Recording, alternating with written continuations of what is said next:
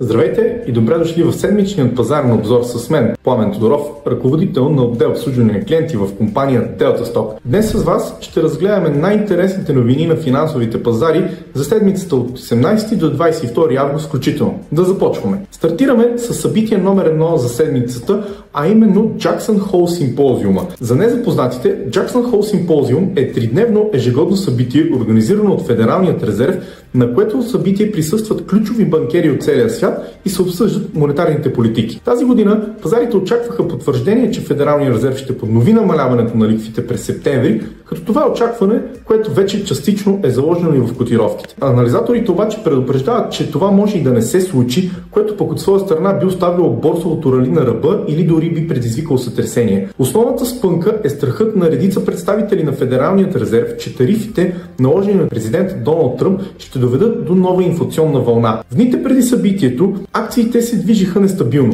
Рязкото изтегляне от технологичните гиганти доведе до спад от 2,4% за NASDAQ за миналата седмица, а S&P 500 слезе надолу с 1% и 2 пункта, а Dow Jones с 0,4%. И трите индекса все пак останаха близко до своите исторически върхове. Нека преминем към ценните метали и в частност златото. То отбеляза движение в тесен диапазон между 3250 и 3450 долара за тройна унция. Интересен факт между другото за златото е, че то се превърна в един от най-добрите активи от началото на годината с ръст от близо 26%. На голяма волатилност бяхме свидетели и при криптовалутите. Биткоин спадна с близо 8% през август до 112 392 долара, след като преди това бе достигнал исторически рекордните 124 000 долара. Относно петрола, Brent и WTI се понижиха. Brent спадна с 5% за седмица до около 66 долара за барел, а WTI до 63 долара за барел.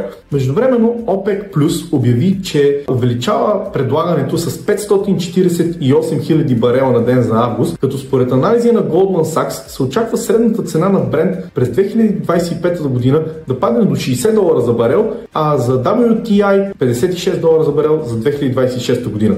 В заключение, тази седмица беше доста динамична. От напрежение преди Jackson Hole симпозиума до волатилността при златото, криптовалутите и петрола. За сега златото остава стабилно, биткоин коригира след първоначалния си пик, а на петролните пазари има повече перспективи за спад. Тази седмица предстои да видим дали речта на Пауъл ще изненада пазарите и оттам насетне какво може да очакваме като движение и възможности за инвестиране. Аз ви благодаря за отделеното време, желая ви всичко добро и до следващия път!